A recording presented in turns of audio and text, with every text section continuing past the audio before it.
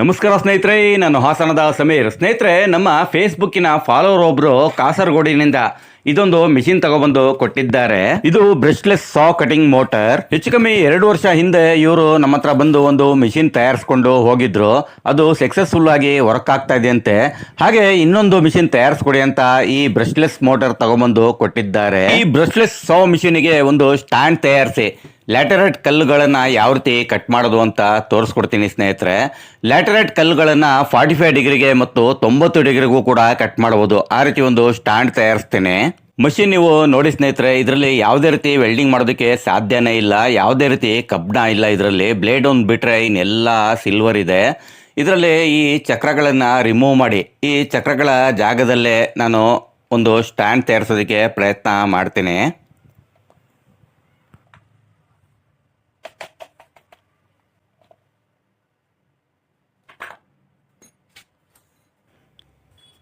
ಒಂದೂವರೆ 3/8 ಫ್ಲಾಟಿನಲ್ಲಿ 2 ಹೋಲ್ ಪೀಸ್ಗಳನ್ನು ಮಾಡ್ಕೊಂಡಿದ್ದೀನಿ. ಈ ಜಾಗದಲ್ಲಿ ಈ ಹೋಲ್ ಪೀಸ್ಗಳು ಫಿಟ್ಟಿಂಗ್ ಆಗಬೇಕು. ನನಗೆ 1.5 3/8 ಫ್ಲಾಟು ಈ ಜಾಗದಲ್ಲಿ ಪರ್ಫೆಕ್ಟಾಗಿ ಫಿಟ್ಟಿಂಗ್ ಆಗೋ ರೀತಿ ಕಟಿಂಗ್ ಎಲ್ಲ ಮಾಡ್ಕೊಂಡಿದ್ದೀನಿ. ಲ್ಯಾಟರೈಟ್ ಕಲ್ಲಿನ ಎತ್ತರ ಹೆಚ್ಚು ಕಮ್ಮಿ 12 ಇಂಚ್ ಇರುತ್ತೆ. ಅದಕ್ಕೆ ತಕ್ಕಂತೆ ಇವೆರಡು ಪೈಪ್ಗಳನ್ನು ಕಟ್ ಮಾಡಿಕೊಂಡು ಇದಕ್ಕೆ ಆಂಗಲ್ಗಳನ್ನು ವೆಲ್ಡಿಂಗ್ ಮಾಡ್ಕೊಂಡಿದ್ದೀನಿ. ಜೊತೆಯಲ್ಲಿ ವಿಡಿಯೋ ಜಾಸ್ತಿ ಉದ್ದ ಆಗಬಾರ್ದು ಅಂತ ಇದೊಂದು ಫ್ರೇಮ್ ಕೂಡ ತಯಾರಿಸ್ಕೊಂಡಿದ್ದೀನಿ. ಈ ಪೈಪ್ಗಳನ್ನು ಈ 1.5 3/8 ಫ್ಲಾಟ್ಗೆ ಫಿಟ್ಟಿಂಗ್ ಮಾಡಿದ್ರೆ ಈ ನಮ್ಮ ಮಿಷಿನ್ ಆಪರೇಟ್ ಮಾಡ್ಬೋದು. ಮೇಲೆ ಕೆಳಗೆ ಈ ಪೈಪ್ ಸಹಾಯದಿಂದಾನೇ ಆಪರೇಟ್ ಆಗುತ್ತೆ. ಮತ್ತು ಈ ಪೈಪೇ ಈ ನಮ್ಮ ಮಿಷಿನ್ಗೆ ಲೆಗ್.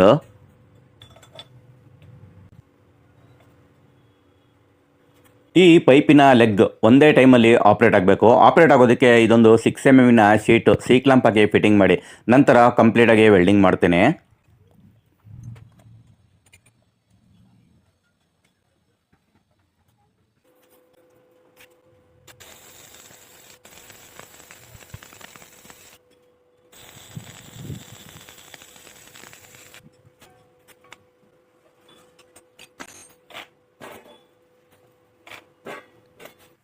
ಮೊದಲೇ ತಯಾರಿಸಿರುವ ಈ ಫ್ರೇಮ್ಗೆ 2 ಈ ಆಂಗಲ್ಗಳನ್ನು ಪರ್ಫೆಕ್ಟಾಗಿ ಈ ಮಿಷಿನ್ ಫಿಟ್ಟಿಂಗ್ ಆಗೋ ರೀತಿ ವೆಲ್ಡಿಂಗ್ ಮಾಡ್ಕೊಂಡಿದ್ದೀನಿ. ಈ ಜಾಗದಲ್ಲಿ ಈ 2 ಪೈಪ್ಗಳನ್ನು ವೆಲ್ಡಿಂಗ್ ಮಾಡಬೇಕು. ವೆಲ್ಡಿಂಗ್ ಮಾಡೋಕ್ಕಿಂತ ಮುಂಚೆ ಈ ಫ್ರೇಮಿಗೆ ಶೀಟ್ ಫಿಟ್ಟಿಂಗ್ ಮಾಡ್ಕೊಳ್ಳೋಣ.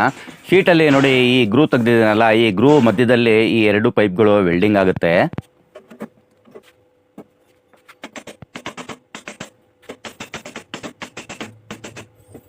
ಬ್ಲೇಡಿಗೂ ಮತ್ತು ಬಾಟಮ್ ಪ್ಲೇಟಿಗೆ ಪರ್ಫೆಕ್ಟಾಗಿ ಮೂಲೆ ಮಟ್ಟಕ್ಕೆ ಇರಬೇಕು.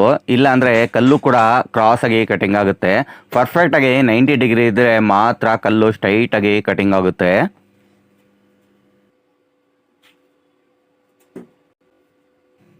ನೋಡ್ತಾ ಇರ್ಬೋದು ಸ್ನೇಹಿತರೆ, ಈ ನಮ್ಮ ಹ್ಯಾಂಡ್ ಸಾ